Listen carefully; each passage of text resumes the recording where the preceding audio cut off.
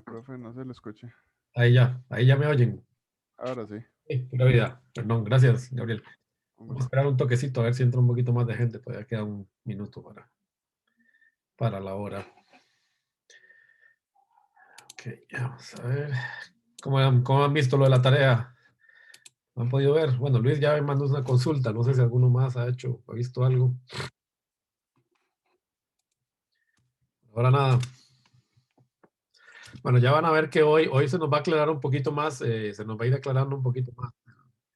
Vamos a empezar con el tema de realimentación, si Dios quiere. Entonces eso nos va a ayudar a ir entendiendo un poquito más el circuito. Así que bueno, esa es la idea, que vayamos metiendo la temática conforme vayamos avanzando. Así que bueno. Hoy lo que vamos a hacer es terminar respuesta de frecuencia. Vamos a tratar de dedicar la primera hora solo a eso. Entonces, de eso creo que sí lo podemos hacer. Y luego del descanso vamos a empezar con una nueva temática, que es realimentación. Como les decía, realimentación nos va a proveer la mayoría de las herramientas que nos faltan para resolver el proyecto y para, pues, cerrar el curso de manera adecuada. Ya digamos, lo que quedaría pendiente después de la alimentación es ver un poquito de oscilación y de dar algún breve repaso de amplificación de potencia, pero siempre lo vamos a enfocar por lo menos el tema de amplificación de potencia. Ahora sí, perdón, no sé por qué últimamente Zoom me hace eso, como que si yo empiezo la sesión antes, me corta un momento justo cuando, cuando debería empezar la sesión a la 1 y me vuelve a conectar. Anda a saber qué pulga tiene el Zoom de mi máquina, pero bueno, disculpen. Entonces les decía que la idea sería, vamos a ver cómo, digamos, el tema de, hacer para, okay, no sé qué me pasó con la, ahí ya lo vi, lo de compartir. El tema de realimentación nos va a ayudar, ¿verdad?, a comprender algunas de las cosas que les estoy pidiendo para el proyecto, y pues nos quedaría entonces solo pendiente el tema de oscilación, que lo vamos a ver de una manera muy fundamental, porque en realidad ustedes osciladores lo van a volver a ver en el curso que tiene integrados lineales. Y luego lo de amplificación de potencia, que lo vamos a estudiar, pues, enfocado en ayudarles a ustedes al proyecto. Entonces, lo más probable es que yo no evalúe, de hecho, el tema de, bueno, lo más probable no, generalmente nunca lo evalúo, el tema de amplificación de potencia en el examen final, porque para eso va a estar evaluado en el proyecto.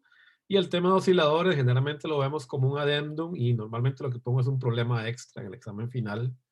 Si lo resuelven, tienen los puntos, y si no, pues no hay problema, no les afecta la nota. Pues que es un tema relativamente complejo y avanzado. En realidad lo que vemos acá es una muy breve pincelada de cómo funcionan los osciladores. El semestre que viene en integrado lineales van a volver a repasar eso con más calma. Igual es un curso que, digamos, es un tema, el de osciladores, que requiere dominio mucho de la teoría de control, incluso de sistemas no lineales, así que es un tema que realmente a nivel de grado no se le da mucho énfasis por la complejidad técnica que tiene. Así que digamos que el último gran tema que vamos a ver es entonces realimentación, que de hecho es el tema que a mí más me gusta, y vamos a ver por qué.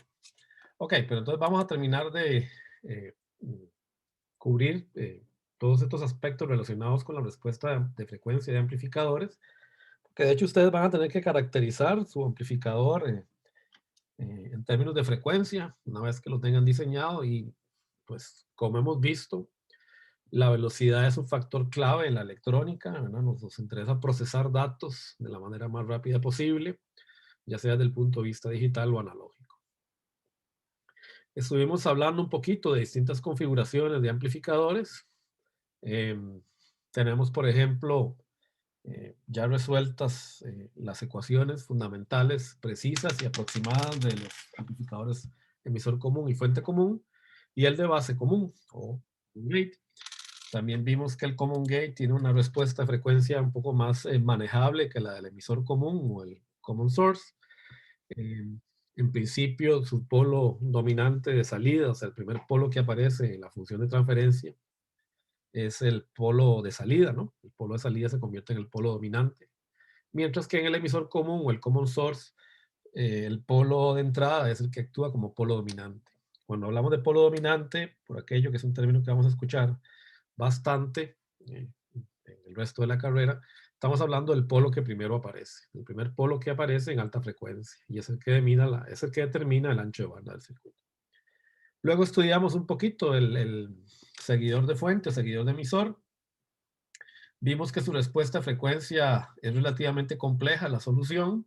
Sin embargo, al hacer el análisis, encontramos que no tiene, al parecer, los problemas de limitación de frecuencia que tenemos en las otras dos configuraciones. De hecho, el amplificador que mejor respuesta de frecuencia tiene. Sin embargo, vimos que hay un potencial problema debido a esta capacitancia, ¿verdad? Esta capacitancia que está acá entre el nodo X y Y puede afectar al amplificador y dejar de, mejor dicho, influenciar o hacer lo que pierda sus características de buffer de salida. O sea, prácticamente puede llegar a romper la independencia que hay entre los dominios de corriente de entrada y de salida del amplificador.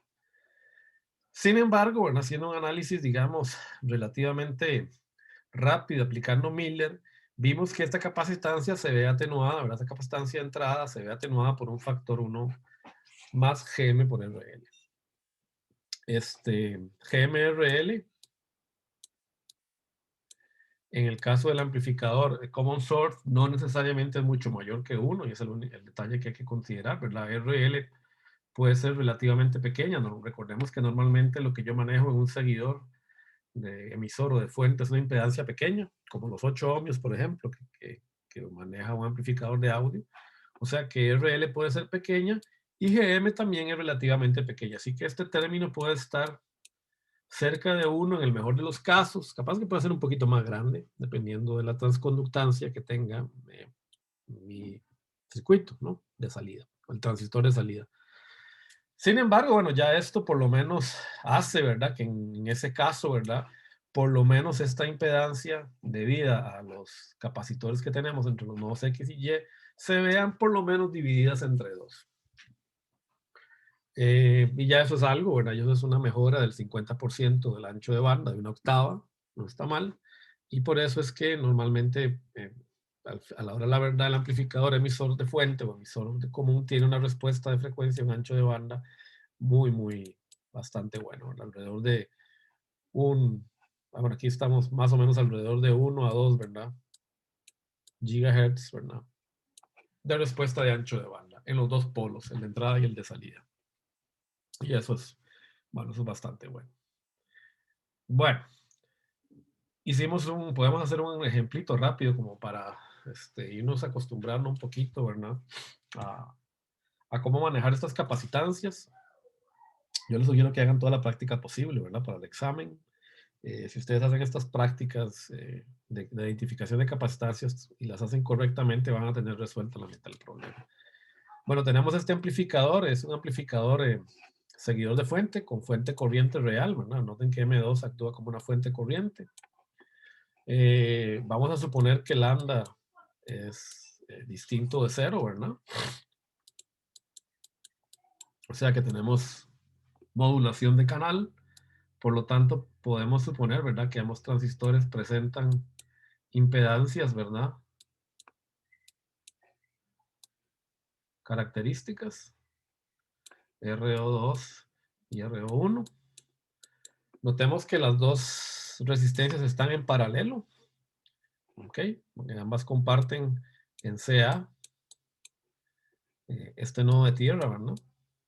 Y están conectadas por el otro nodo, entre el drain y del drain de M2 y el source de M1. Así que yo puedo simplemente encontrar la ganancia de este amplificador, pues recordando la fórmula, ¿verdad? La resistencia que veo de carga a la salida del emisor, que sería RO1 paralelo RO2, ¿verdad? Sobre la transconductancia del transistor más esa misma resistencia, ¿verdad? Esta es la fórmula general que encontramos, bueno, la fórmula intuitiva que encontramos para la ganancia de un amplificador seguidor de fuente. Bueno, ¿qué pasa con las capacitancias? Ok, las capacitancias requieren un poquito más de trabajo. Vamos a borrar entonces las resistencias para que no me estorben. Lo que queremos es ver cómo se altera esta resistencia, perdón, esta capacitancia que vamos a tener acá. Bueno, recuerden que hay una capacitancia entre los nodos X y Y, donde recordemos, ¿verdad? Aquí capaz que falta eso en el dibujo, no sé por qué no está puesto, pero sabemos que la salida, ¿verdad? Del amplificador seguidor de fuente está en el seguidor del transistor que amplifica la señal, ¿no? Entonces tenemos que identificar las capacitancias que tenemos en estos nodos. Es claro que en este caso estamos hablando de CGS1, ¿verdad? Acá vamos a tener la capacitancia C-gate drain del transistor 1.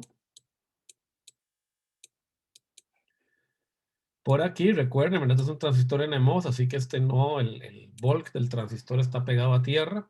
Así que aquí tenemos una capacitancia C drain volc, pero que ya de primera, ¿verdad? Podemos darnos cuenta que está cortocircuitada a tierra, así que no la tenemos que considerar. Y otra capacitancia que tengo pegada a tierra es de Vout igual a C source volc. El mismo análisis puedo hacer por acá, recordando que el volc está pegado a tierra en el NMOS. Tengo una capacitancia C source volc acá, que está cortocircuitada a tierra también, ¿ok? Y una capacitancia C drain volc acá.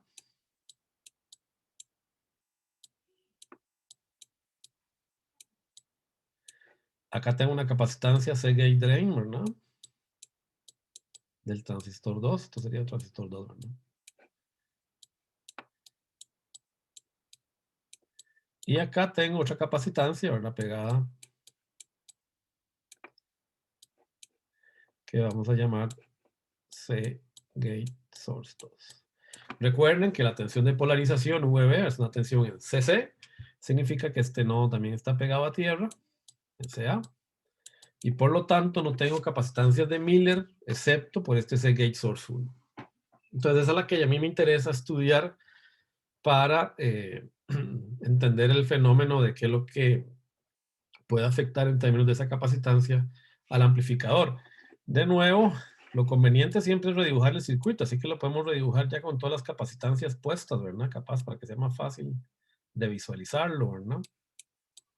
Esto es una práctica que yo les recomiendo, ¿verdad? Siempre redibujen. La verdad que no cuesta nada, ¿verdad? Este es M1. Tenemos este transistor que no podemos, perdón, esta capacitancia que no podemos quitarnos de encima porque es flotante, sobre la que vamos a aplicar Miller, ¿verdad?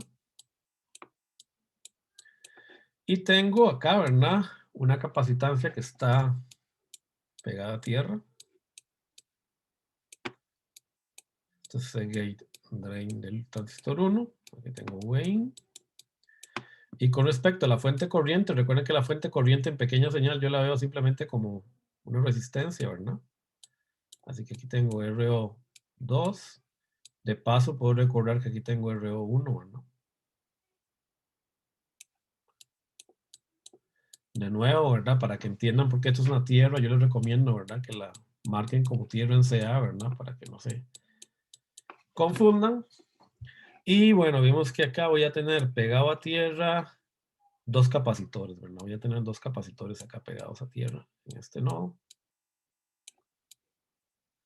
van a ser C source volc del primer transistor más C drain volc del segundo transistor. Y tengo además este otro capacitor acá, ¿verdad? Entonces podemos sumar todos los capacitores que están acá. Aquí voy a ver este capacitor pegado a tierra. Y vean que este capacitor de acá tampoco actúa, ¿verdad? Porque tengo VB, que es una tierra en CA, y la tierra que tengo acá en el source del transistor M2 hace que estos dos transistores, ¿verdad?, se puedan cancelar. Así que aquí lo único que tengo que sumar aquí es C gate drain 2. ¿Están de acuerdo? Ok, entonces ahora lo único que tengo que hacer es pues, transformar este capacitor, pero sabiendo que la ganancia entre el nodo X y Y está dada por esto de acá, ¿verdad? Por esta fórmula, porque es un seguidor de emisor. Entonces, lo único que tengo que hacer es, pues, reacomodar esta formulita, ¿verdad? Un poquito. Entonces, lo que voy a hacer es, vamos a multiplicar por GM arriba y abajo, ¿verdad? Entonces, lo que me queda es GM por RO1 paralelo RO2 sobre 1 más GM RO1 paralelo RO2. Y recordando la regla de Miller, ¿verdad? Entonces, la capacitancia de Miller transformada es igual a 1 menos AV por la capacitancia que esté entre los nodos CXY. Bueno, eso sería CX, ¿verdad? Hagámoslo correctamente tal cual lo hemos estado haciendo hasta ahora. Y esto sería igual a 1 menos GM RO1 paralelo RO2 entre 1 más GM R1 paralelo R2, ¿verdad? Todo esto multiplicando a CXY. Y esto es igual, ¿verdad? Pues hay que hacer la operación acá numérica, ¿verdad? Pero básicamente sería desarrollar mandar a multiplicar esto, ¿verdad? Y dividir todo sobre 1 sobre más GM, ¿verdad? Sería 1 más GM R1 paralelo R2 por 1 más GM R1 paralelo RO2 menos GM R1 paralelo RO2. Y esto pues es obvio que queda 1 sobre 1 más GM RO1 paralelo RO2. Todo esto multiplicarlo, ¿verdad? Aquí me comía el CXY, ¿verdad? Entonces, disculpen, aquí falta multiplicar todo esto por CXY, ¿verdad? Y por eso es que aquí me queda CXY aquí arriba. Bueno, recordando que Sein, ¿verdad? Es, en este caso, Sein, ¿verdad? Sería la capacitancia que estoy viendo en este nodo, va a ser C gate drain más, ¿verdad? Esta capacitancia de acá, que sería este término que tenemos acá, ¿verdad? Entonces, lo pasamos directamente acá. Entonces, vean que se está viendo, ¿verdad? Disminuida esta capacitancia y ahora fíjense qué interesante, ¿verdad? Lo bueno de esta configuración de tener una fuente de corriente es que este producto de acá sí es bastante mayor que 1, porque recuerden, GM, RO, yo siempre puedo suponer que es mucho mayor que 1, si no, no tendríamos amplificación, ¿verdad? Si no, el circuito no sería, el transistor no sería un transistor de amplificación. Como yo siempre puedo suponer esto, significa que esto de aquí, pues sí, es bastante mayor que 1, tal vez no tanto como este término de acá, pero sigue siendo bastante mayor que 1. Y entonces CI en esta configuración es prácticamente C gate drain de el transistor 1. Y ustedes saben que C gate drain 1, si el transistor está saturado, es aproximadamente la capacitancia de traslape gate drain, que es generalmente una capacitancia baja. O sea que este circuito de acá tiene un muy buen ancho de banda. ¿Por qué? Porque la capacitancia de entrada que hay entre nodo X y Y se ve disminuida mucho por esta fuente corriente.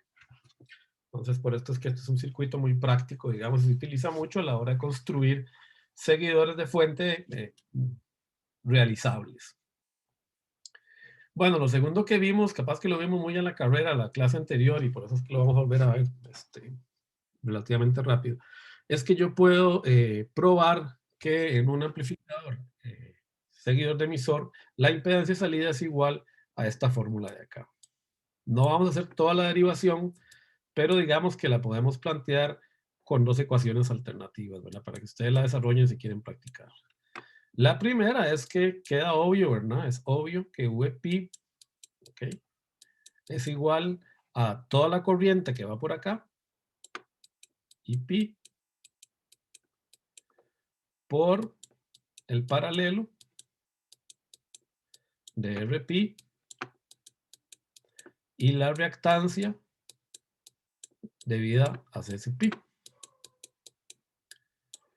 IP es ni más ni menos que GM VP más IX, ¿no es cierto?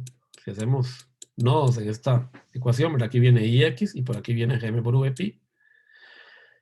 Todo eso multiplicando RP paralelo 1 sobre S CP. Entonces esa LSK, perdón, esta ecuación de eso en realidad es una suma de una LSK y de una ecuación de una ley de Ohm, ¿verdad? Me permiten encontrar VP.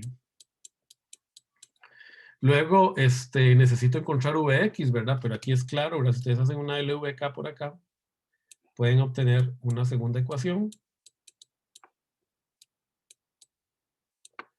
Menos Vx más Vp más, si yo defino arbitrariamente, ¿verdad? Aquí esto como Vs. Aquí cometí un error, ¿verdad? En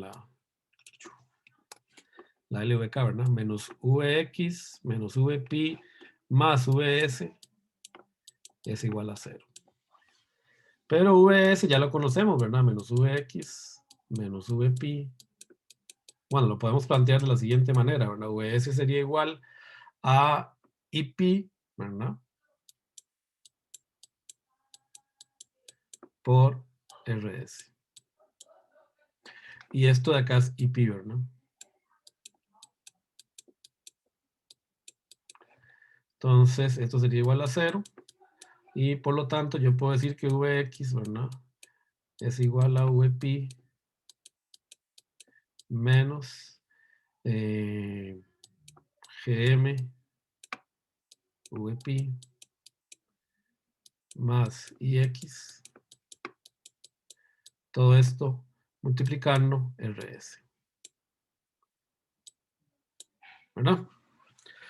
Bueno, aquí si ustedes sustituyen estas dos, bueno, agarran y despejan para una variable, por ejemplo, para Vp aquí arriba, y lo sustituyen acá, llegan a esta fórmula de acá. No lo vamos a hacer porque el resto del álgebra no es larga, pero es tediosa, ¿verdad? Si no estamos en un curso de álgebra, ustedes lo saben hacer desde el colegio.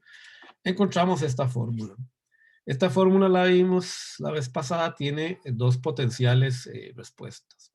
Fíjense que esta expresión, por cierto, y la expresión que sigue para el seguidor de fuente son idénticas. Vean que lo único que estamos sustituyendo acá es que no existe RP, pero la podríamos sacar de la misma manera, ¿verdad?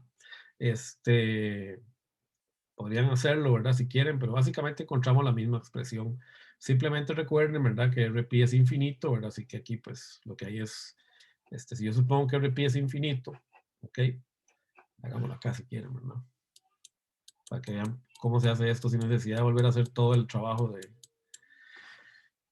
de circuitos, ¿verdad?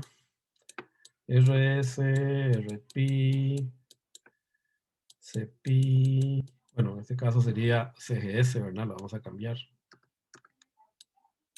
CGS más RP más RS es igual, ¿verdad? A RP, CP, S más beta más 1, ¿ok? Pero yo puedo suponer, ¿verdad? Que en el MOSFET RP tiende a infinito, ¿verdad? Entonces, como en el MOSFET, RP tiende a infinito, tengo acá infinito sobre infinito, así que tengo que aplicar L'Hopital, ¿verdad? Por cierto que RP, CP acá no, en realidad es CGS, ¿verdad? Entonces, aplicando L'Hopital, pues, en derivo, ¿verdad? Esto se me va porque es una constante, esto me queda 1 y aquí me queda RS, CGS más 1 sobre RS, ¿verdad? Aquí. Bueno, aquí se me está yendo un G, tengo que encontrar dónde me quedó ese G. Ah, es que también beta es infinito, mira. Bueno, ese es el problema, ¿verdad? Entonces, en realidad aquí lo que tenemos que hacer es hacer un truco numérico, ¿verdad? Vamos a sacar, perdonen antes de hacer esto, porque beta también, ¿verdad? Es una función infinita del transistor, ¿verdad? Entonces, esto sería igual a sacar...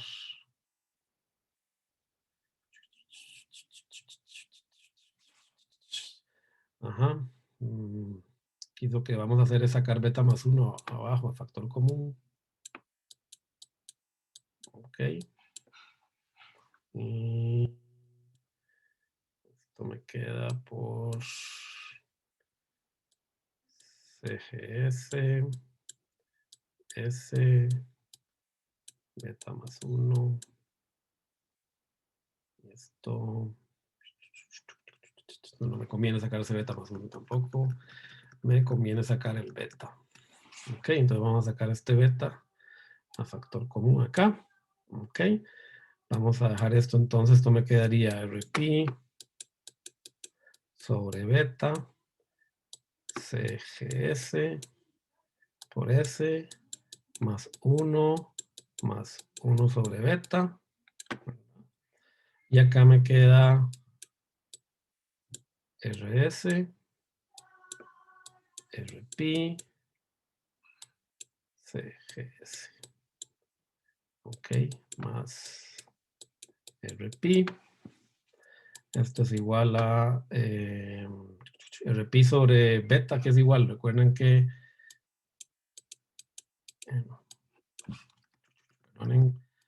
beta es igual a GM por RP, ¿verdad? Entonces, beta sobre RP es 1 sobre beta. Entonces aquí lo que tengo acá, ¿verdad? Es RP sobre beta. O sea, este RP lo puedo pasar abajo, ¿verdad? Entonces lo que me queda es RS, CGS, ok, más RP. Lo que estoy dividiendo sobre RP, ¿verdad? Divido sobre RP todo esto de acá. Y divido todo esto también sobre 1 sobre RP. Entonces, GM es igual a beta sobre RP. Entonces, perdonen. Ok. Aquí me falta el RS, ¿verdad? Lo dejé botado, no lo puedo dejar botado. Perdonen. Entonces, aquí me queda más RS sobre RP. Ok, entonces esto me queda, para hacerlo correcto, ¿verdad? Más 1 más RS sobre RP. Y acá me queda beta sobre RP, que es igual a GM, ¿verdad? Por RP sobre beta también es GM, ¿verdad? CGS sobre GM por S más 1 sobre beta. Y al rato hubiera sido mejor hacer el análisis, pero no importa, ¿verdad? Entonces, si RP tiende a infinito, este término vale 0, ¿verdad? Ok, este término vale 0, así que no tenemos problema. Este término también vale 0 porque beta tiende a infinito, ¿verdad? Un MOSFET, así que ese término también vale 0. Y por lo tanto, acá lo que me queda es RS, CGS, por el S que dejé perdido acá hace rato, perdonen, ¿verdad? Ese no lo puedo perder. Ok. Más 1 sobre GM por GM se me va y aquí me queda, bueno, es lo mismo, ¿verdad? Exactamente lo mismo que tenemos ahí, CGS, S más GM, ¿verdad? Lo meto a multiplicar. Entonces ahí vieron una manera de cómo agarramos la función realizada para el BJT, hacemos estos dos arreglos con un poco de álgebra y podemos obtener la función, ¿ok? de salida equivalente para el MOSFET. Esta que tiene aquí Razavi la hizo por análisis de circuitos. Ustedes la pueden revisar en el libro. Esta es la manera alternativa de hacerla, ¿verdad? Suponiendo simplemente estos dos factores. Esta es una buena manera de también practicar un poquito el álgebra de circuitos. Perdonen aquí el S ¿verdad? Que se me quedó por acá perdido, pero recuerden que tenemos que irlo jalando, ¿verdad? Y bueno, de esta manera podemos demostrar a partir de la función de Vx y X, o sea, de Zout para el BJT, cuál es Zout para el MOSFET, simplemente haciendo el repeat tendiendo a infinito y beta tendiendo a infinito. ¿Ok? Si ploteamos estas dos funciones en Bode, pues encontramos estos dos tipos de respuesta, que fue lo que terminamos de ver en la clase anterior. Y capaz lo único que hay que considerar es que recuerden, ¿verdad? Que la idea es que Zout, ¿verdad? Lo que está haciendo este circuito es disminuyendo RS. Esa es la idea, ¿no? Recuerden que lo que queremos es que Zout sea menor que RS. ¿Ok?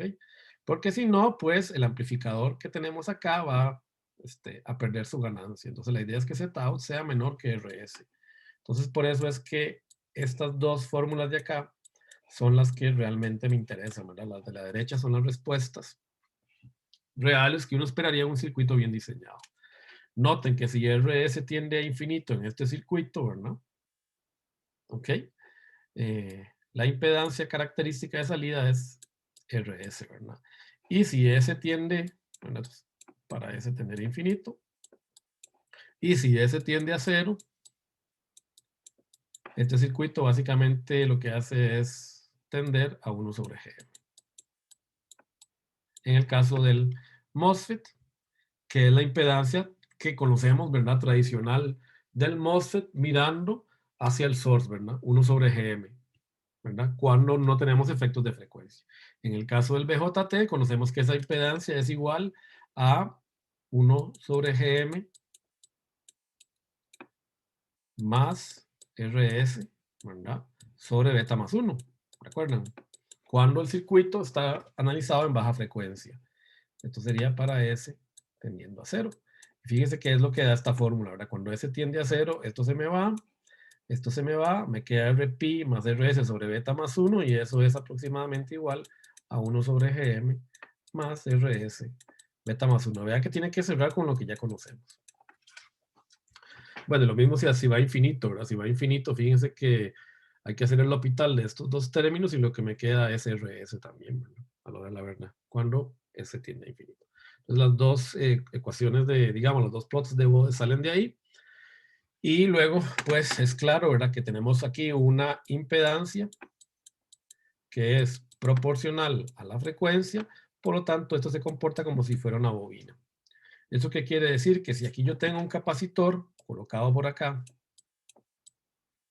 es muy probable que si yo le meto un escalón a este circuito, termine a la salida con una oscilación de este estilo.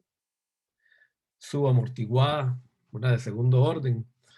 Puede ser que no, ¿verdad? Dependiendo de las constantes de tiempo, pero puede ser que terminemos con una respuesta subamortiguada porque tengamos algún tipo de resonancia entre el capacitor de carga que yo tengo en Vout, y el inductor activo que a la hora de la verdad tengo aquí, ¿verdad? Porque esto tiene una impedancia que parece de un inductor. Por eso es que podemos tener oscilaciones, timbrazos, por resonancia a la salida de estos circuitos.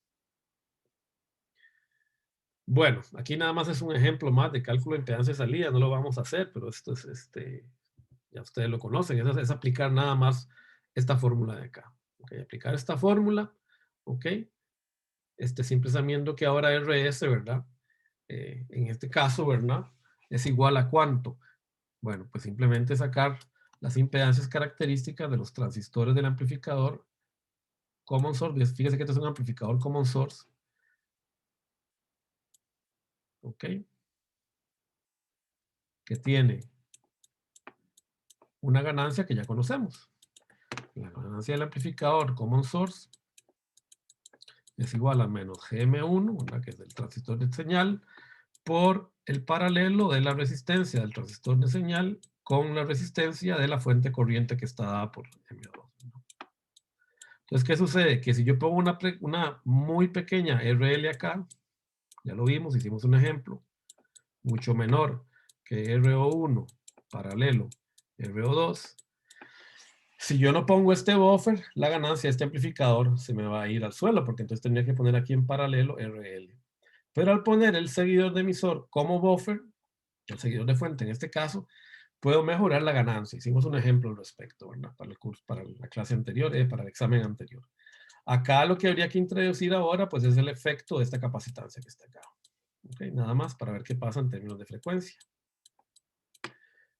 Para eso, pues utilizamos la fórmula que acabamos de derivar aquí arriba, ¿verdad? Sustituyendo RS por la resistencia equivalente de salida del amplificador, ¿verdad? Que tenemos en la etapa anterior, este de acá, ¿verdad? Que es este de acá. Fíjense que si ustedes se paran aquí y hacen un Thevenin en aquella dirección, ¿verdad? Un Thevenin que implica poner VI a 0 y VB sabemos que está a 0 porque es la tierra. Si ustedes hacen el Thevenin de aquí para allá, van a encontrar que la R de Thevenin es precisamente, ¿verdad? RO1 paralelo RO2. O sea que esta RS que vemos acá es la resistencia salida del amplificador que tenemos en la etapa anterior. Nada nuevo, usted ya lo conoce. Esa es cuestión simplemente de sustituir entonces en las ecuaciones y encontrar la respuesta de frecuencia de la impedancia salida del circuito. Bueno, vamos a ver las dos últimas etapas que nos interesan, ¿verdad? Que es el amplificador común, el cascodo, y el amplificador diferencial. ¿Ok? Y creo que con eso terminamos la clase de hoy, por lo menos la parte de frecuencia. Por ahí me va a faltar un poquito, pero lo podemos a ver después del... Vean qué interesante lo siguiente. Recuerden que hemos dicho hasta ahora, ¿verdad? Que el amplificador cascodo se puede ver como una mezcla de un amplificador emisor común y un amplificador base común. Y esto, de hecho, fue el que le prendió el bombillo a Miller cuando él colaboró en el desarrollo de este amplificador. Imagínense, en los años 20 del siglo pasado, hace 100 años. 100 años va a cumplir el cascodo. Claro que no lo hacían con transistores, lo hacían con válvulas al vacío, pero el principio era el mismo. La resistencia mirando hacia Q2 en este circuito es aproximadamente 1 sobre GM2. ¿No es cierto? Si suponemos que VA tiende a infinito, que eso puede ser suponer mucho, eso puede generar un problema, pero si VA... Entonces fíjese que yo puedo encontrar la ganancia entre el nodo X y el nodo Y. ¿Cómo? Pues simplemente recordando la fórmula, ¿verdad?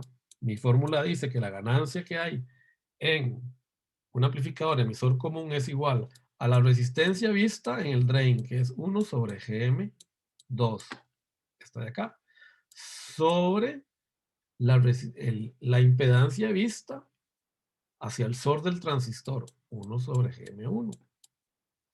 Y esto por el menos, ¿verdad? Que sabemos es intrínseco en el amplificador common source. Por eso es que terminamos con esta ganancia.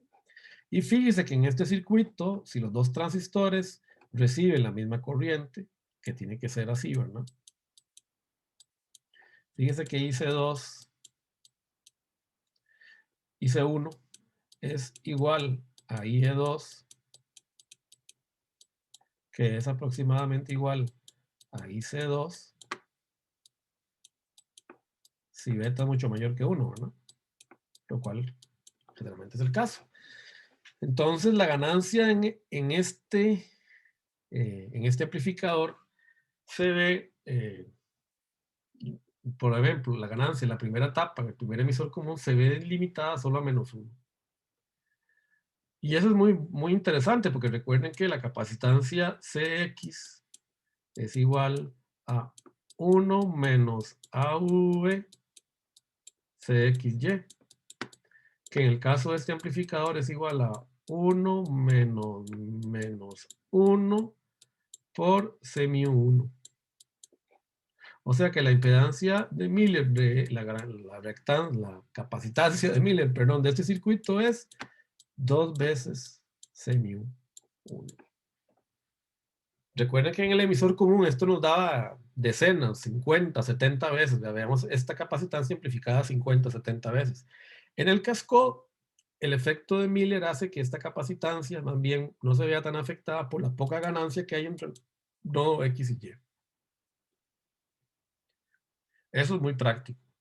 ¿Por qué? Porque significa que el polo de entrada del amplificador cascodo ya no va a ser el cuello de botella, no va a ser el polo dominante.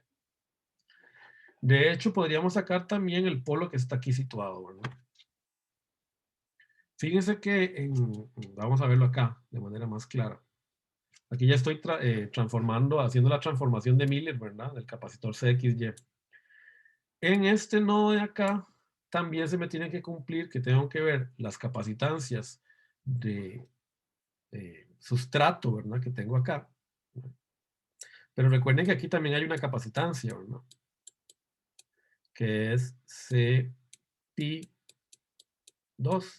Sin embargo, esta capacitancia no es flotante. Por lo tanto, yo la puedo sumar acá directamente. ¿Y esta capacitancia de aquí de dónde sale? Vamos a ver si estamos poniendo atención. Yo he hablado mucho hoy. ¿De dónde sale 2 mu C1? ¿Por qué?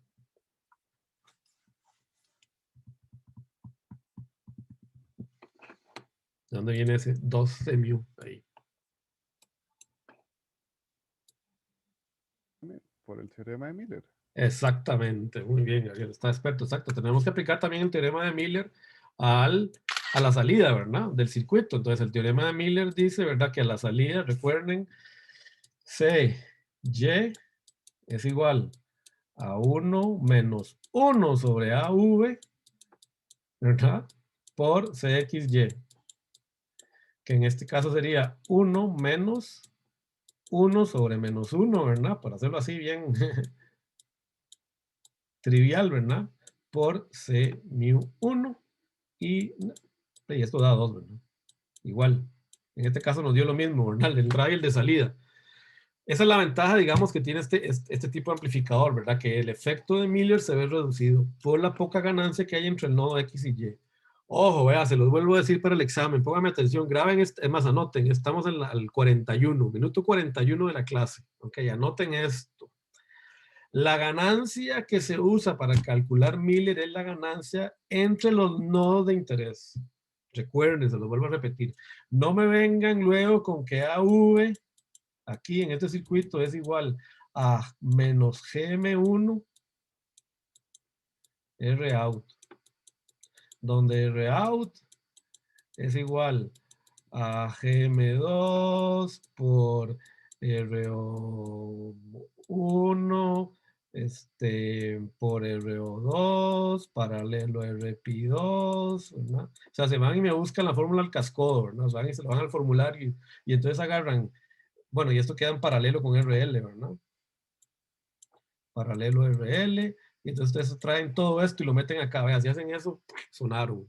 Recuerden, en este caso no se usa la ganancia del amplificador, o sea, en Miller no necesariamente se usa la ganancia del amplificador. Yo sé que está la ganancia de todo el cascodo, pero en este caso lo que a mí me interesa es la ganancia entre los nodos donde está el capacitor flotante.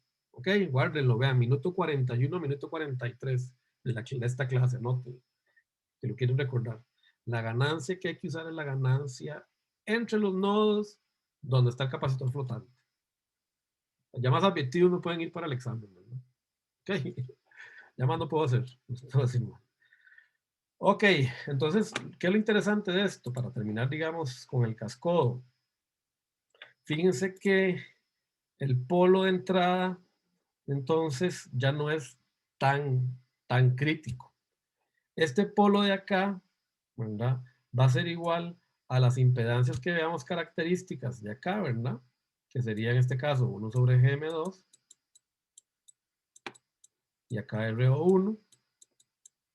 O sea, sería 1 sobre GM1 paralelo RO2, que es aproximadamente 1 sobre GM1. Y la constante RC, entonces sería todo esto, ¿verdad? Esto sería la constante de tiempo en el nodo Y. Esta sería la constante de tiempo en el nodo, el tau, ¿verdad? En el nodo X. Y esto de acá es la constante de tiempo, ¿verdad? Tau en el nodo out. Si ustedes se dan cuenta, esto de acá es aproximadamente GM2, ¿verdad? Sobre CP2 más 12 mi 1. y esto es aproximadamente la frecuencia de tránsito del transistor. O sea que este nodo nunca da problemas. Este nunca va a ser el polo dominante porque está muy alto en frecuencia. Este lo corrimos bastante. Se corrió bastante porque la capacitancia que nos da problemas esta ahora solo está multiplicada por 2, no por 70 o por 50, ¿verdad? No por la ganancia total del circuito. Por lo tanto, en el cascodo la frecuencia dominante, el polo dominante generalmente es el cuello de botella, ¿verdad? Es la tapa de salida, el polo en la tapa de salida. ¿Por qué? Porque ya lo vimos que el common gate, el que domina, ¿verdad? Recuerden que esta segunda etapa se puede ver como un common gate, el que domina es el polo de salida y que se puede regular regulando RL. Por eso es que este amplificador, digamos, si ven la respuesta a frecuencia, también tiene una frecuencia bastante alta. Okay, aquí lo tienen. ¿No? Vean que el polo de salida, que es el polo dominante, es este de acá, alrededor de 400 MHz, ¿verdad? Aquí están 100 MHz, 200, 300, 400, más o menos por aquí, ¿verdad? Sí, 400 y pico de megahertz. Este es el polo dominante, es el primero que aparece, ¿verdad? Y los otros polos, vean que quedaron bien arriba en frecuencia. Gracias a este, ¿verdad? Efecto. Ahora, aquí también hay un cero, ¿verdad? Que se está perdiendo. No se preocupen en este curso por este cero, ¿verdad? Ese cero hay que analizarlo con cuidado, pero eso lo haremos cuando estemos en maestría, ¿ok? Este curso, ese cero yo no se los voy a pedir en el casco, no se preocupen. Luego está este ejemplo que es del polo de un cascado MOS. No lo voy a hacer, es exactamente lo mismo, ¿verdad? Encontrar las capacitancias, ustedes tienen que practicar, háganlo, hagan esto, ¿verdad? Identifiquen las capacitancias, redibujan el circuito y obtienen los polos de salida. El único detalle es que la transconductancia ahí no necesariamente es igual a 1, ¿verdad? Esta relación de transconductancias en el, digamos, en el BJT no necesariamente es igual a 1. ¿Quién me puede decir por qué no necesariamente GM2 sobre GM1 no necesariamente son 1? Ya que por los dos pasa la misma ID. O mejor dicho, ¿cómo hacen ustedes que GM2 y GM1 sean idénticas en este circuito?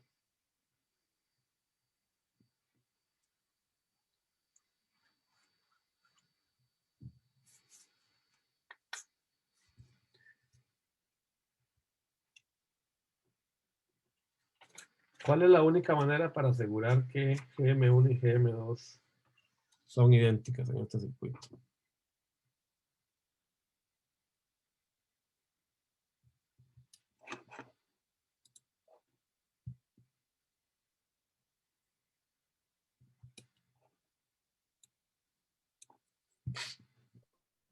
Que tengan el mismo tamaño, ¿no? ¿No? Exacto, David. Tengan el mismo tamaño. Tamaño, ¿no? Exacto, David, muy bien. Tiene que tener el mismo tamaño. Es la única manera, ¿verdad? Pero recuerden que GM es 2K' W sobre L y de la raíz de esto, ¿no? Entonces, si tienen la misma corriente, y en este caso sí podemos asegurar que siempre es la misma corriente, están hechas en el mismo proceso, que es lógico porque suponemos que es el mismo proceso, la única manera es que W. Entonces, por eso es que yo no puedo afirmar que esto es 1. De hecho, en la vida real, y esto está en el Baker, pero no lo vamos a ver en este curso, se puede probar que en realidad ese término es aproximadamente RO2.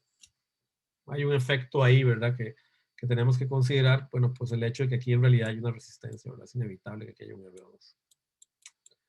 Entonces, pero bueno, en este curso no nos vamos a preocupar por eso, entonces esta corta de aquí para este curso no cuenta, ¿verdad? Lo que cuenta es esta fórmula de acá. Por eso es que los polos en el cascodo MOSFET no dan tan bien como deberían dar, ¿verdad? Pero igual dan bastante bien, o sea, es mucho mejor este amplificador que el common source o que el emisor común. De hecho, ese fue el gran invento de Miller. Miller no solo notó el efecto de Miller, sino que ayudó al desarrollo del amplificador cascodo para compensar el efecto de Miller. Y por eso es que este es un amplificador que tiene 100 años de existir y que se sigue usando mucho, ¿verdad? Que es uno de los mejores amplificadores que existe, el cascodo. Bueno, las impedancias de entrada y salida es básicamente lo mismo, ¿verdad? Es colocar las capacitancias ya transformadas por Miller y poner fuentes de prueba, no lo vamos a hacer, ¿verdad? Es simplemente poner fuentes de prueba y calcular esas impedancias. Pues polo por no, vean, es que es muy fácil, ¿verdad? Ni siquiera hay que hacerlo, ¿verdad? Simplemente encontrar las constantes de tiempo aquí, ¿verdad? Aplicando las relaciones que ya conocemos. No lo vamos a hacer, ahí están en el libro explicadas. No. Vamos a pasar al BJT, ¿ok? Estas si quieren las hacen, están en la página 545 de práctica, pero es que simplemente aplicar, ¿verdad? El hecho de que la impedancia que yo voy a tener aquí, ¿verdad? En este nodo X, sin ver RS, digamos, sin considerar RS, que yo no sé por qué lo pone en Razavi acá, porque en el libro no está RS, ¿verdad? No está, no sé por qué lo pone. Si ustedes vean la resistencia que hay para acá, esto vale RP, ¿verdad? Entonces, es fácil encontrar este polo. Aquí tienen uno sobre GM, aquí tienen RO, aquí tienen RL, ¿verdad? Entonces es muy fácil encontrar esas impedancias. Entonces la impedancia de entrada es, en el caso del, ¿verdad? El BJTS RP sobre, ¿verdad? 1 sobre S, ¿verdad? CP1 más 12 μ1. Entonces hay que desarrollarse paralelo, eso sería Z in. Y en el caso de este, ¿verdad? Z out, pues es simplemente recordarse de la impedancia vista para abajo, ¿verdad? Si recordamos la impedancia vista para abajo, bueno, esto sería la impedancia del cascodo, pero si VA tiene infinito, entonces es todavía más fácil, la Z out va a ser RL en paralelo con 1 sobre S CSS más N2. Está en el libro con calma, ¿verdad? No, no nada del otro mundo, ustedes ya lo pueden, lo van a ver inmediatamente. Fíjese que en el MOSFET la única diferencia es que la impedancia es totalmente reactiva, ¿verdad? No hay resistencia porque la resistencia hacia la entrada del MOSFET es infinito. Entonces fíjese que Z-in es un polo en el inicio, ¿verdad? En el origen. Z-out sí tiene un componente de RC. Bueno, entonces lo que vamos a hacer para no saturarnos, vamos a parar 10 minutos, ya solo me queda ver el amplificador diferencial. Entonces vamos a parar hasta las 2 de la tarde, 2 y 2 minutos. Vamos a entrar con la respuesta a frecuencia en el diferencial, que vamos a ver que es un queque, porque en realidad ya es simplemente aplicar los conceptos que conocemos del emisor común o el common source. Y vamos a introducir el tema de realimentación. Nos vemos en 10 minutos.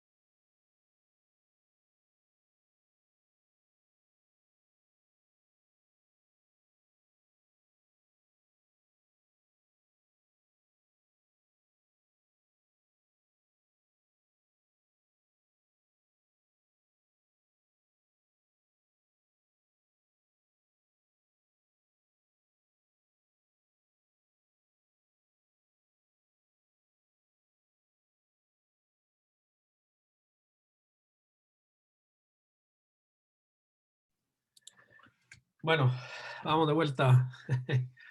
Vamos a terminar el temita de respuesta a frecuencia. Pues nada más revisando lo que pasa con el par diferencial.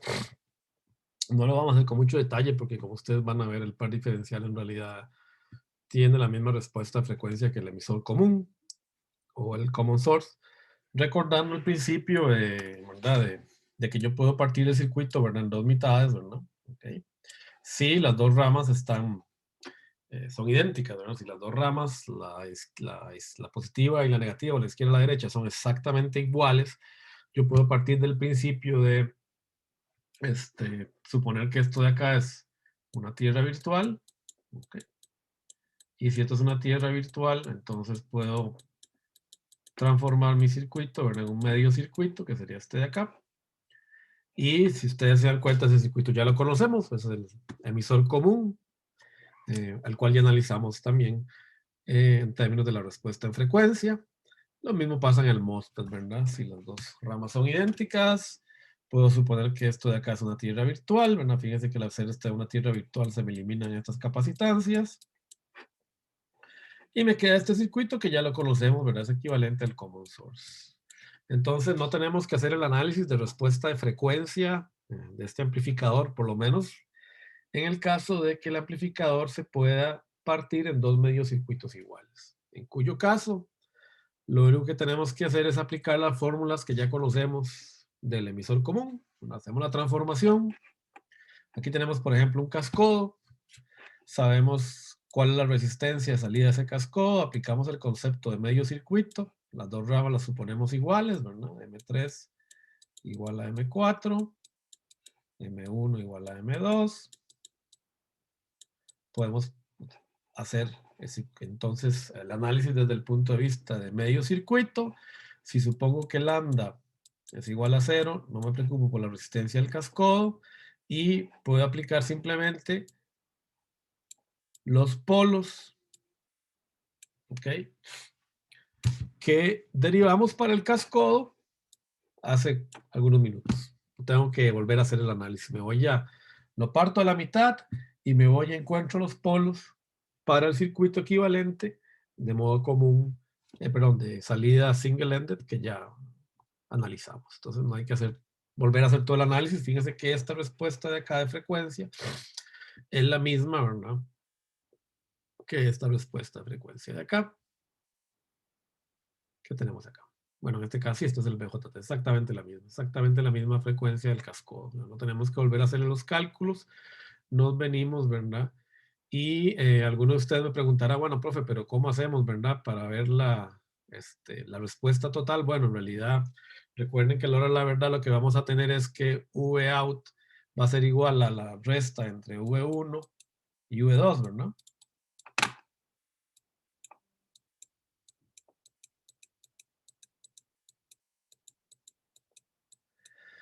Entonces, ¿qué es lo que va a suceder? Bueno, los polos en todos los puntos del circuito son idénticos. Son idénticos acá y acá. Los nodos Y, X y X. Y los nodos 1 y 2. Los polos son iguales, son estos que están acá. ¿Okay? Entonces, si ustedes restan, lo único que van a restar es la magnitud, pero la posición en frecuencia de los polos sigue siendo la misma. Entonces, no van a tener problema, ¿verdad? O sea, esta respuesta es la correcta en términos de los polos del circuito. En magnitud, pues habrá que hacer esa resta nada más, ¿no? Y en fase no habrá ningún cambio, porque eso se están restando, no hay ningún problema. Así que por eso no se hace mucho análisis, digamos, de respuesta a frecuencia del MOSFET, o perdón, del amplificador diferencial MOSFET ni el BJT. Sí hay un detalle, ¿verdad? Y es que cuando usamos esta configuración con espejo de corriente, acá es como decían nuestros abuelos, donde la chancha tuerce el rabo. Acá no es tan fácil de resolver este circuito. ¿Por qué? Porque no podemos aplicar, recuerden, el concepto de medio circuito, ¿no? No lo podemos aplicar. Pero ese es problema para otro curso. No nos vamos a meter acá con esto. Acá sí no lo podemos hacer, este análisis tan sencillo. En particular porque usted fíjense que acá van a tener un montón de capacitancias parásitas, ¿verdad? Que se meten en estos dos, en este espejo. Eso de hecho genera un doblete polo cero ahí medio enredado, que a veces es complicado resolver. Se puede despreciar, pero después de mucho análisis se encuentra que se puede despreciar ese efecto en principio. Entonces, no lo vamos a complicar la vida. En respuesta a frecuencia, amigo no lo vamos a analizar detalladamente. ¿Okay? Igual, en la tarea extra que les voy a entregar la semana que viene, ya vamos a poder ver esta tarea extra que les voy a entregar la semana que viene, van a tener que calcular la respuesta a frecuencia, pero en simulación. ¿Okay? Pero no a nivel, digamos, teórico, no la vamos a calcular para no sufrir mucho con eso. Para terminar, tenemos que ver qué pasa con la respuesta a frecuencia en modo común. Bueno, ¿por qué? Porque recuerden que puede darse el caso de que este transistor, ¿verdad? Que genera esta fuente corriente, recuerden que esta fuente corriente generada con un transistor, pues va a sumar una capacitancia, ¿verdad? Para hasta que se puede ver como este CSS. Recordemos que habíamos encontrado, ¿verdad? Que la ganancia de pequeña señal de modo común del amplificador diferencial, cuando tenemos leve diferencia en la resistencia de carga de uno de las ramas del diferencial, era igual a delta RD, ¿ok? O sea, el cambio de resistencia que teníamos arriba sobre 1 sobre GM más, a ver, 2 veces RSS, ¿verdad? Solo que ahora con este RSS me aparece acá en paralelo un SCSS. Si desarrollamos esta expresión, terminamos con esta expresión de acá. Cuando S tiende a 0 en este circuito, y aquí me está faltando una S, ¿no? Ah, no, está bien. Tengo dos polos. Sí. No, y tengo un 0, ¿verdad? Esto es una S. Aquí falta una S. Qué raro, en el libro tampoco está esa S. ¿De dónde el libro? Primero. Voy a botarlo de una vez acá. Falta esa S.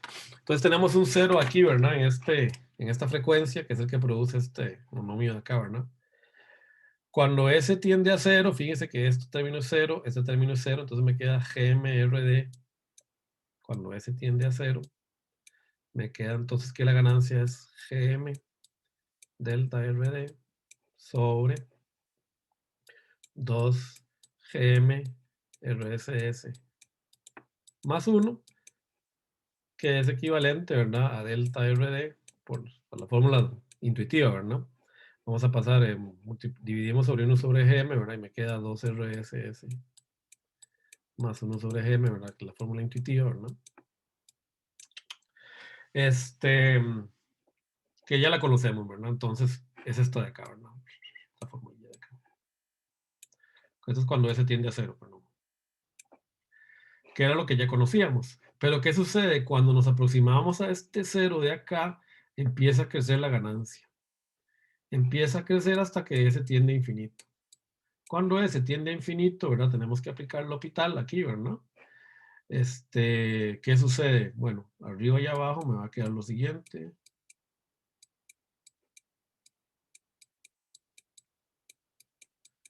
Me va a quedar GM, delta, RD, RSS, CSS, sobre RSS, CSS, ¿no? Es lo que me queda. Entonces, esto se me va con esto.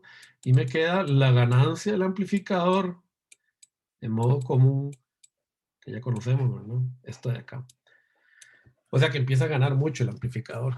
Empieza a tener una ganancia de modo común. Que eso es un problema, porque recuerden que el problema es que yo no quiero ganar en modo común. Y eso es debido a esta variabilidad en la resistencia. Este problema se puede maximizar incluso si hay diferencia entre los transistores, y de hecho la va a haber. ¿Esto qué quiere decir? Que tenemos que tratar de que este CSS sea pequeño. Para que este 0 aparezca lo más alto en frecuencia, ¿verdad? Posible, ¿verdad? Este polo de acá, tarde o temprano mata este 0, ¿verdad? En esta frecuencia. Aquí se puede sacar esta frecuencia simplemente haciendo sacando este factor común, ¿verdad? Entonces, este polo, digamos que mata el 0, pero me deja la ganancia fija, ¿verdad? En un valor alto. Eso quiere decir que el amplificador empieza a tener una ganancia de modo común mayor y se degrada la tasa de rechazo de modo común. Y eso es un problema general en los amplificadores. ¿De dónde sale ese CSS? Bueno, recuerden, este transistor en realidad es el que construye la fuente corriente. Tiene sus capacitancias, ¿verdad?, equivalentes, ¿verdad?, de parásitas, y aparecen capacitancias parásitas también de los transistores que están arriba en el par diferencial, ¿verdad? Entonces, esta capacitancia CSS, en este caso, es igual a C gate drain 3. Vean que no hay efecto de Miller, porque esta es una tierra en CA. Por dicha que no hay efecto de Miller, si no habría mucho problema aquí. 3 más CSP2 más CSB1. Entonces no es que yo la pongo, este CSS no es que yo lo pongo, ¿verdad?, arbitrariamente, me sale simplemente de las capacitancias características del transistor.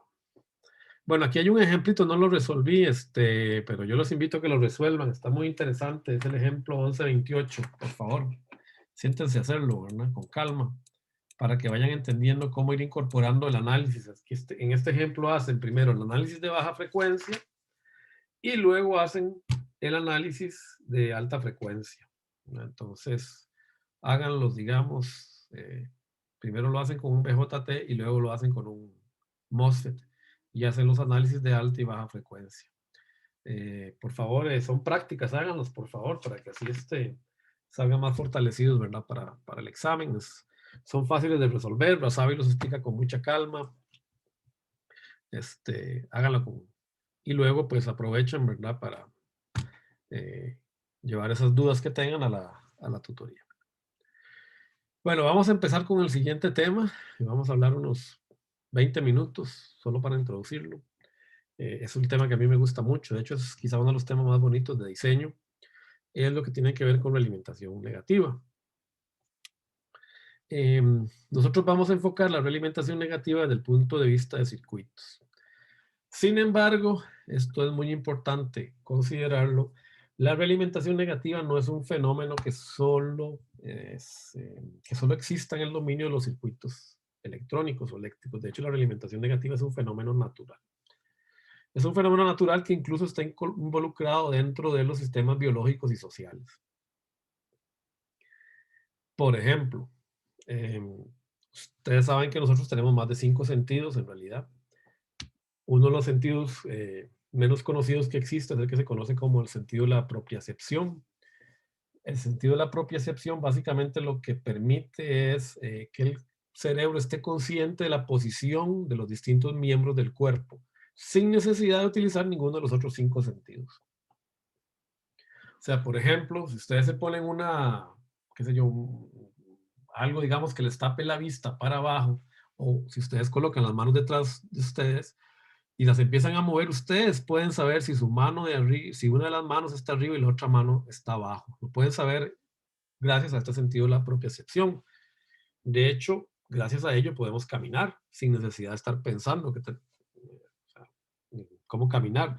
Los bebés obviamente no tienen muy desarrollado ese sentido hasta que empiezan a caminar y lo van fortaleciendo. Lo mismo ocurre con el andar en bicicleta. Estamos aprovechándonos de ese sentido de la propiocepción que nos permite equilibrarnos en una bicicleta. Y de hecho existe una enfermedad, hay gente que no tiene esa capacidad, que por lo tanto tiene que estar vigilando con los ojos y con el tacto la posición de sus miembros. Hay gente que vive muy estresada, muy cansada. De hecho, hay gente que si ustedes, por ejemplo, hacen lo que yo les digo, le ponen algo que les tapa la vista hacia abajo, de manera que los ojos no pueden ver a dónde están sus pies, tarde o temprano se caen. Simplemente se trastabillan y se caen, porque no pueden controlarse. Este sistema de la propiocepción nos permite hacer cosas como estas, por ejemplo, que ustedes pueden hacer la prueba, ¿no? Ustedes pueden cerrar los ojos, si les da la gana, digamos, y pueden tocarse la oreja. Vean que pueden tocarse la oreja sin necesidad de ver, o tocarse la nariz, ¿no?, sin necesidad de abrir los ojos. El sistema de propiocepción básicamente se usa en este caso, ¿verdad?, para que el cuerpo sepa más o menos hacia dónde estoy yo dirigiendo la mano. Gracias al sentido de la propiocepción y al final el sentido del tacto, yo me doy cuenta de que estoy tocando la parte del cuerpo que yo quiero tocar.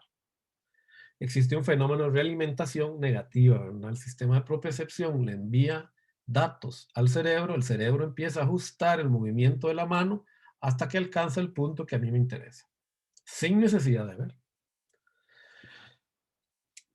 Existen múltiples ejemplos, ¿verdad?, de fenómenos de realimentación biológicos.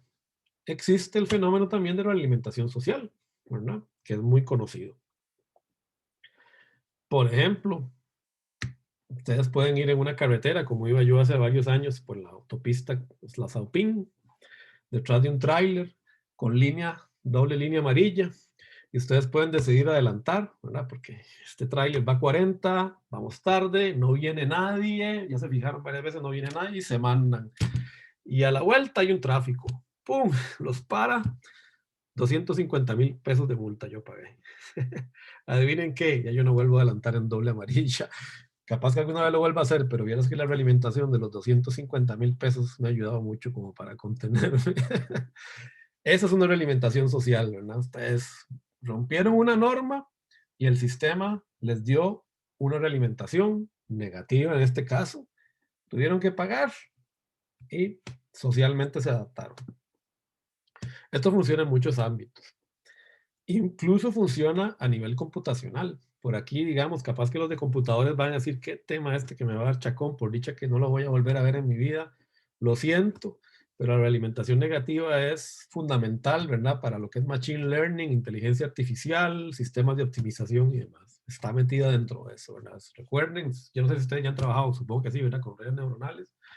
Hay que meterle, ¿verdad? Entrenarla, el sistema se realimenta, se ajusta a la red neuronal, en fin, ¿verdad? Existe, todos esos principios de realimentación están embebidos dentro de la ingeniería porque son, pues, mecanismos naturales, ¿ok?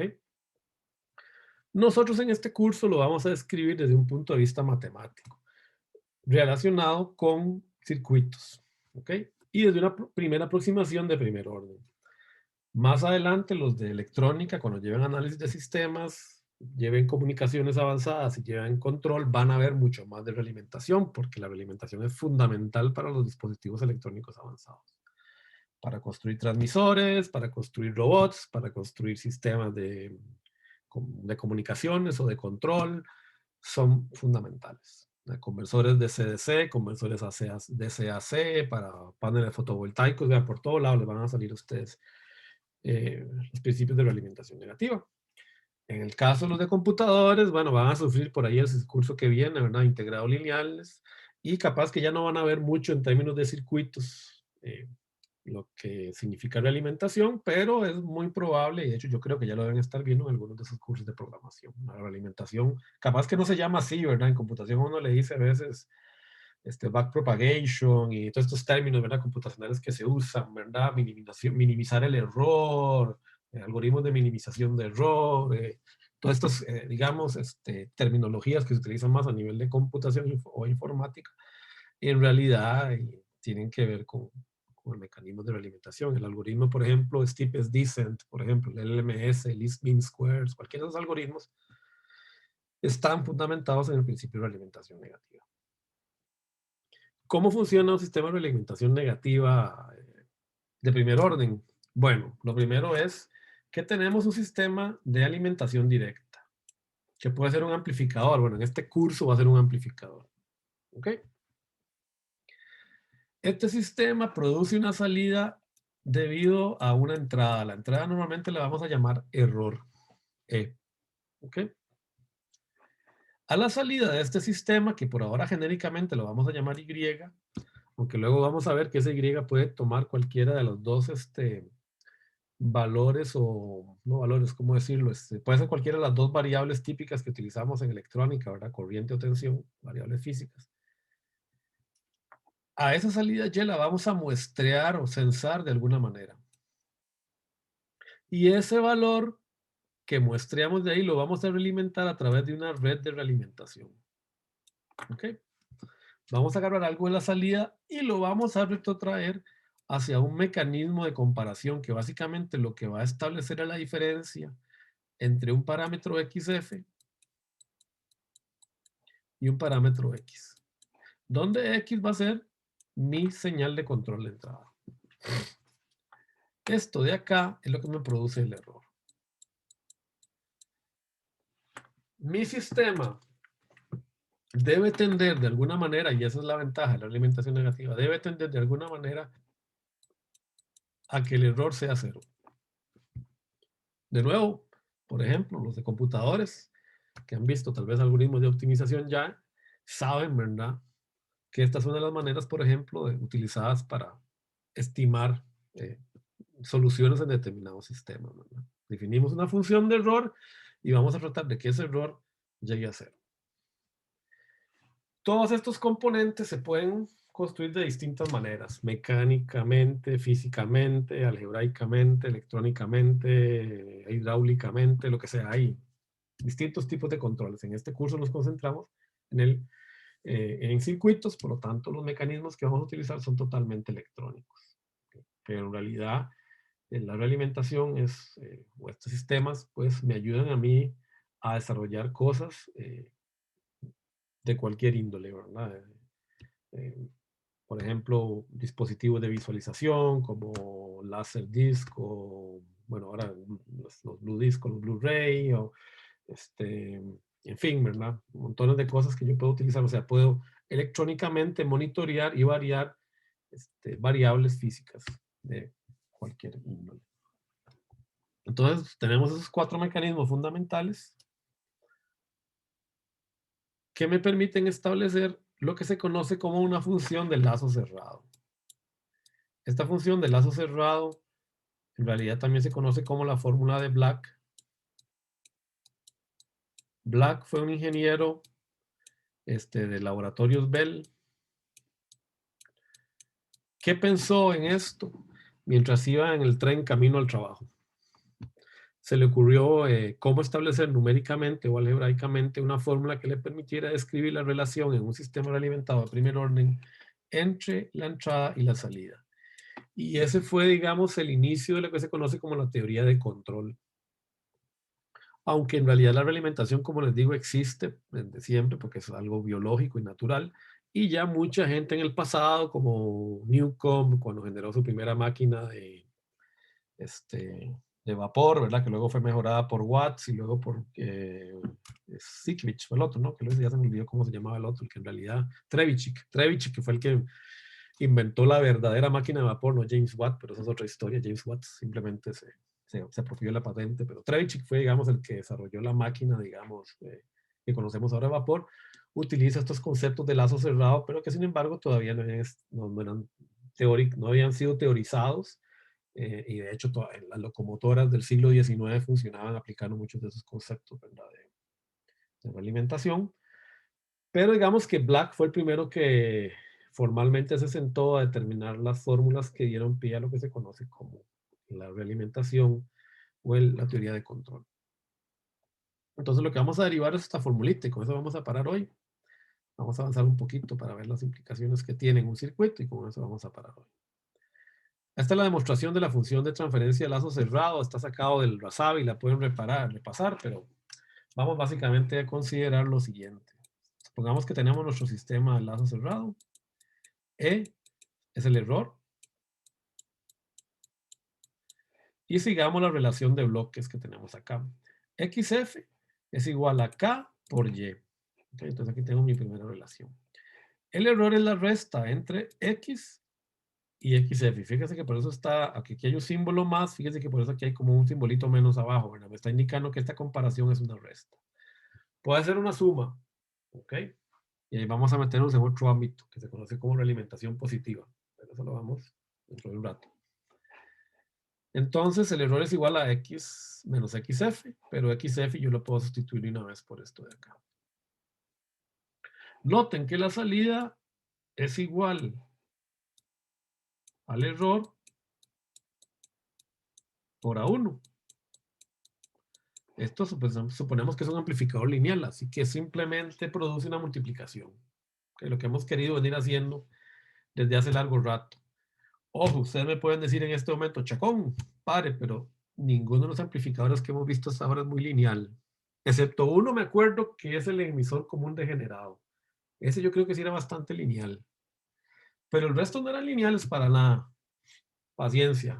No importa, no son lineales. Igual podemos suponer que este amplificador produce una especie de multiplicación de E. Y ya vamos a ver, no ahora, pero en la clase que viene, por qué tomamos una de las suposiciones que hemos venido generalizando a lo largo del curso. Que la ganancia sea lo más grande posible.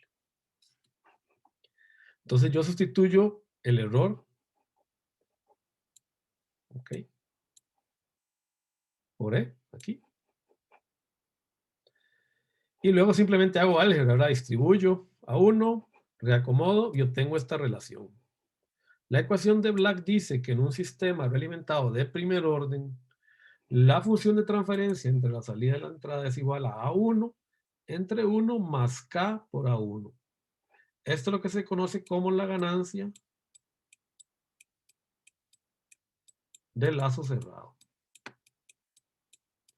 Del lazo cerrado. Y este término de acá, que vamos a ver es muy importante, se le llama ganancia de lazo, sin el cerrado. Esto es la ganancia de lazo. Ojo ahí con la confusión, ¿verdad? Esto ni modo, ya yo no sé por qué lo llamaron así. Ni modo, a veces tiene uno a confundirse. Tengan cuidado con eso. Vamos a ver un ejemplo de realimentación. Este amplificador que ustedes ya lo conocen. Lo desarrollaron, ¿verdad? Es un amplificador no inversor. Ustedes lo vieron en CC.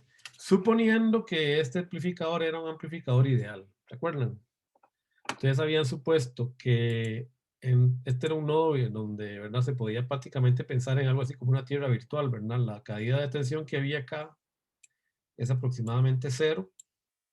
Ustedes suponían que la corriente que iba por los lazos de acá y acá era 0, ¿verdad? Y luego empezaban a hacer análisis de circuitos. Bueno, no vamos a hacer ningún análisis de circuitos. Vamos a aplicar directamente la fórmula de Black. La fórmula de Black dice que la relación, ¿ok? Entre Y y X es igual a la ganancia del lazo abierto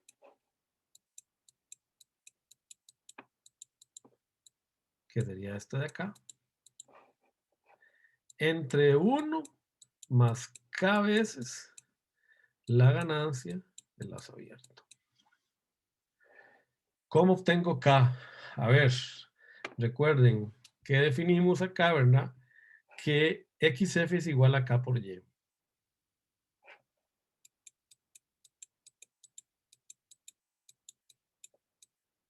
O sea que yo sé que K es igual a XF sobre Y.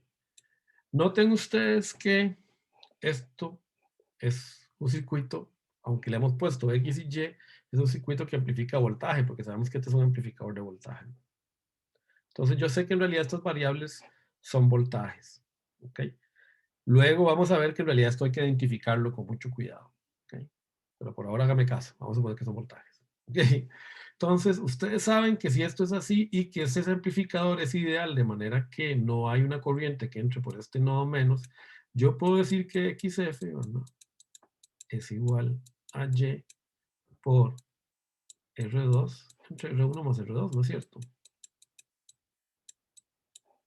Entonces, XF sobre Y es igual a K, que es igual a R2, R1 más R2. Esto de acá es lo que se conoce entonces como la red de realimentación. Esto que está acá. Donde K es todo este término de aquí. Bueno, todavía no hemos llegado a la respuesta que ustedes obtuvieron en circuitos, ¿verdad? ¿Ok? Vean que todo esto es posible porque podemos censar acá Y con este divisor resistivo, o sea que este divisor resistivo actúa como mecanismo de censado y también es el factor de realimentación o la red de realimentación que me lleva la señal hacia el mecanismo de comparación, que es el diferencial de la operacional. ¿Ok? ¿Qué sucede si K por A1 es mucho mayor que 1?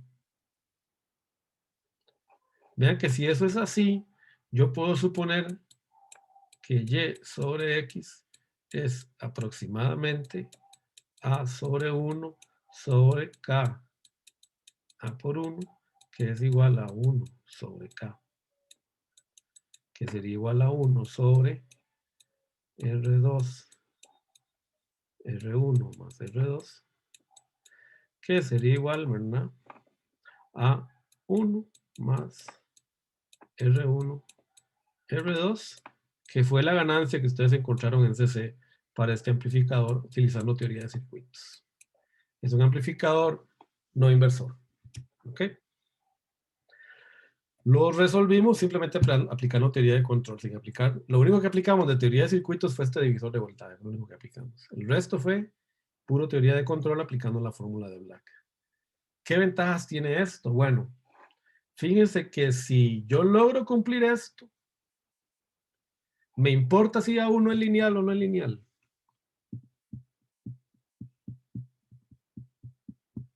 ¿No? No, ¿verdad? Para nada. ¿Por qué? Porque terminé con una ganancia que es muy lineal, que depende solo de la relación entre R1 y R2. Por eso es que yo les insisto, vean, como no podemos decir que nuestros amplificadores sean muy lineales, yo lo que voy a hacer es que A1 tiene que ser lo más grande posible. De manera que cuando lo multiplique por K, se vea disminuir un poquito, pero igual se va haciendo muy grande.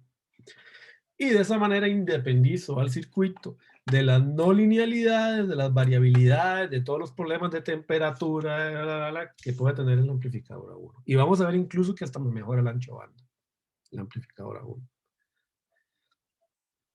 Eso gracias a la realimentación. Por eso es que la realimentación es tan importante. Si no hubiera realimentación, no existirían nuestras carreras, no existiría computación, no existiría electrónica, no existiría computadoras. Yo diría que prácticamente la única ingeniería que existiría sería ingeniería civil, nada más, ingeniería en construcción. No habría ninguna otra ingeniería. Todas las demás ingenierías dependen de la realimentación. Es imposible si no hubiera realimentación. Hacer circuitos, hacer sistemas computacionales, hacer mecánica, sistemas mecánicos, robots, no se podría. No se podrían hacer carros, no se podrían hacer aviones, nada, no se podríamos. Estaríamos todavía viviendo como los romanos, o peor que los romanos, ¿no? Hace 2000 años. No habríamos podido avanzar si no existiera la realimentación, si no la domináramos. Por eso es tan importante entonces introducir este tema. Para ir terminando el análisis, pensemos en lo que está ocurriendo desde el punto de vista intuitivo. Y esto es para los de computadores, porque ahí los de computadores también dicen, sí, profe, pero eso es puros circuitos. Eso es la verdad que yo no lo voy a ver, vean, mentira. Esto es básicamente lo mismo que ustedes llaman minimizar errores cuando ustedes están resolviendo, ¿verdad?, ciertas funciones de machine learning. Obviamente utilizan algoritmos mucho más avanzados, pero están fundamentados en esto. ¿Qué sucede acá? Vean, ustedes lo que tienen aquí es una señal de error, que es esta resta de acá. Sabiendo que XF es igual a Y, ¿verdad?, XF, este K por A1 por E, ¿verdad?, es Y. Fíjese que Y, perdón, Y es igual a E por A1. Entonces, KY es igual a K por E por A1, que es esto de acá, ¿verdad? No, Y, perdón, me estaba equivocando. Entonces yo puedo sustituir, ¿verdad?, este valor acá y encuentro esta función. Esta es la función de error que está minimizando en realidad mi sistema de realimentación. Esto lo que me quiere decir es que si K por A1 es muy grande, el error, o sea, la resta que hay entre la señal de control y la señal realimentada XF, tiende a 0. Y eso es lo que busca el sistema de realimentación negativa, como la mano buscando la oreja con los ojos cerrados, ¿no? Su sistema de propiocepción está sensando el viaje de la mano en el aire, el tacto le ayuda al final y encuentran la oreja. El error es 0. Encontramos la oreja. Eso es lo que estamos haciendo. Estamos minimizando una función de error. La minimiza, de hecho, el sistema de control. O sea, si volvemos al amplificador que acabamos de ver hace un rato, Lo que quiere decir es que mi sistema de realimentación, tarde o temprano, cuando se estabilice, produce dos réplicas, ¿verdad? Casi iguales entre X, o de hecho tienen que ser iguales, el error tiene que tender a 0 y XF. Tienen que ser iguales. Y eso es lo que hace que la realimentación sea tan importante para el desarrollo de sistemas en electrónica y en otras áreas de la ingeniería. Bueno, entonces lo vamos a dejar acá porque ya lo que viene vamos a entrar un poquito más en detalle con algunos de la terminología y cómo podemos generalizar un poquito esto, ver cuáles efectos positivos tiene la alimentación. Síganme poniendo dudas, por favor, sobre los circuitos, ¿verdad? Recuerden que de hoy en 8 ya me tiene que presentar un avance, ¿no? ¿verdad? Sí, es el 21.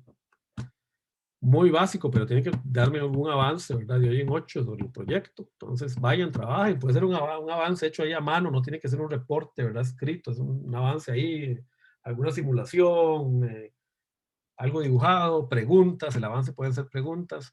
Ya hoy recibí una pregunta en el foro, vamos, les invito a que participen. Y bueno, nos vemos entonces el próximo miércoles. Hasta luego.